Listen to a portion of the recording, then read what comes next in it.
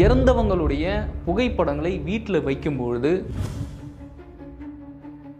இறந்த ஆன்மாக்களை வழிபடுவதற்கென்றே ஒரு நாள் வச்சிருக்காங்க.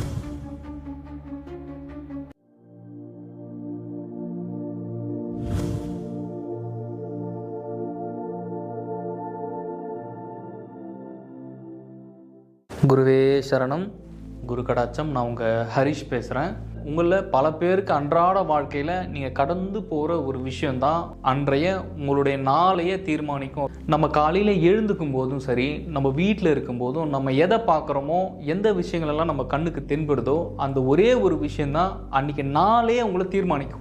ஃபார் எக்ஸாம்பிள், காலையில் யாராச்சும் உங்களை ஒரு நெகட்டிவ் பண்ணிட்டாங்கன்னா அன்றைக்கி ஃபுல்லாகவே உங்களுக்கு நெகட்டிவாக தான் போகும். யாராவது உங்களை பாசிட்டிவாக எழுப்புனாங்கன்னா அன்றைக்கி பூரா உங்களுக்கு பாசிட்டிவாக தான் இருக்கும். ஆனால் நம்ம சுற்றி இருக்கக்கூடிய ஒரு சில வைப்ஸ் தான், அதாவது ஒரு சில பொருட்கள் தான் நம்மளுடைய எனர்ஜி லெவலையும் அன்னைக்கு இருக்கக்கூடிய சூழலையுமே தீர்மானிக்குது. நிறைய பேருக்கு இந்த ஒரு விஷயம் தெரிய மாட்டேங்குது. இறந்தவங்களுடைய ஃபோட்டோவை வீட்டில் வைக்கலாமா அப்படின்றது நிறைய பேருக்கு தெரியல.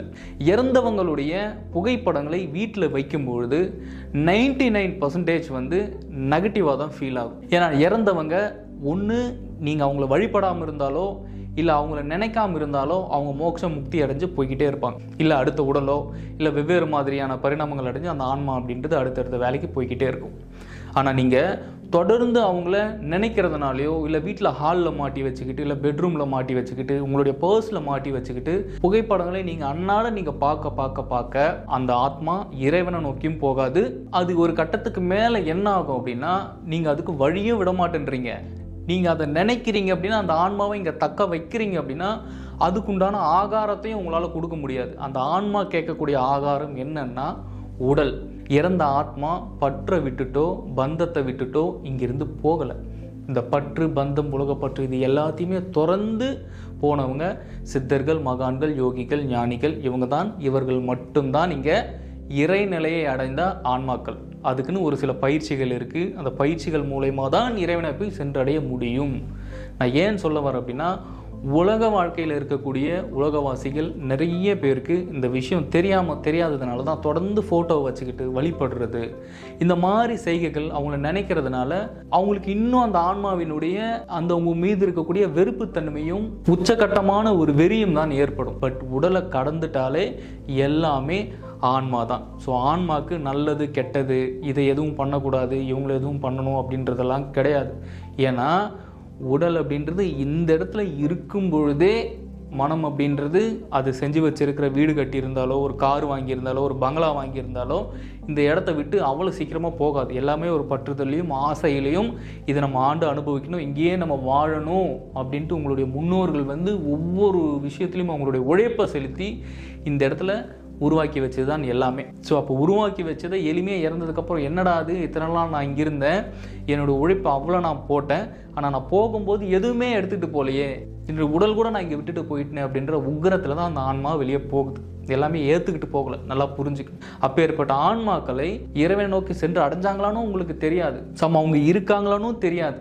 பட் இதனால தான் என்ன ஆகுது அப்படின்னா, இறந்த ஆன்மாக்கள் உங்களுடைய கனவுலேயோ எப்பயுமே நீங்கள் ஒரு எதிர்மறை எண்ணங்கள்லேயே இருக்கிறது, எப்பயுமே உங்களை வீட்டில் எப்பயுமே ஒரு பிரச்சனையை உருவாக்கிக்கிட்டே இருக்கிறது, நீங்கள் எந்த வேலை செஞ்சாலுமே அது ஒரு பாசிட்டிவாக அமையாமல் இருக்கிறது. இதுக்கெல்லாம் ரீசன்ஸு என்ன அப்படின்னா, இறந்தவர்களுடைய புகைப்படங்களை உங்கள் கண்ணுக்கு எதிரே மாட்டி வைப்பதனால் மட்டும்தான்.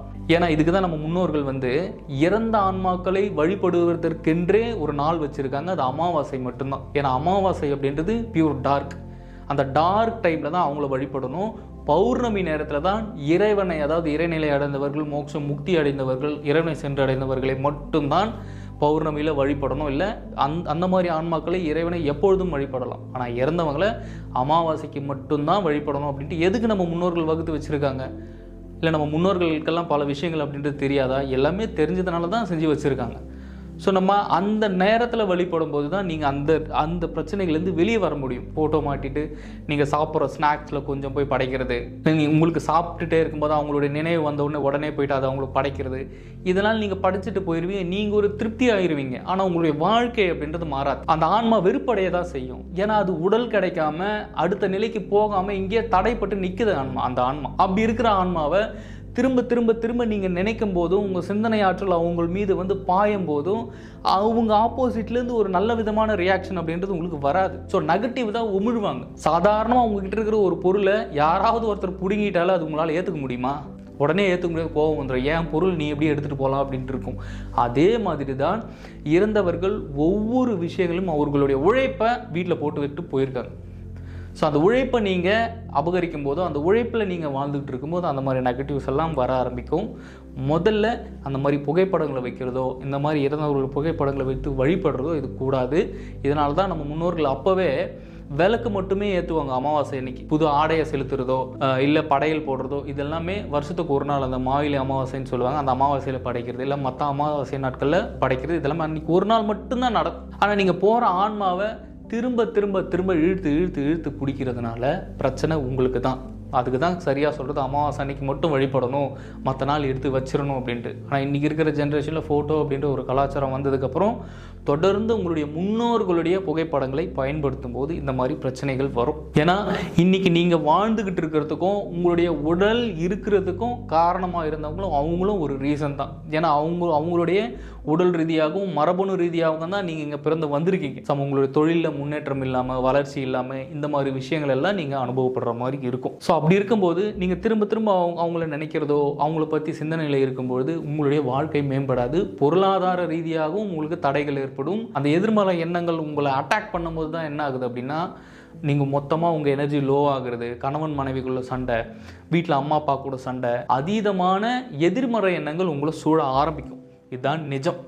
ஏன்னா போனவங்க ஒரு தியான பயிற்சிகளை எடுத்தோ இல்லை யோக பயிற்சிகளை செஞ்சோ இல்லை அதீத பக்தியோ இப்படி எல்லாம் இருந்தெல்லாம் மோட்ச முக்தியெல்லாம் அடைஞ்சு நிறைய ஆன்மாக்கள் இங்கே போகல். இறந்தவர்களுடைய புகைப்படத்தை வழிபடுங்கள், தவறல்ல.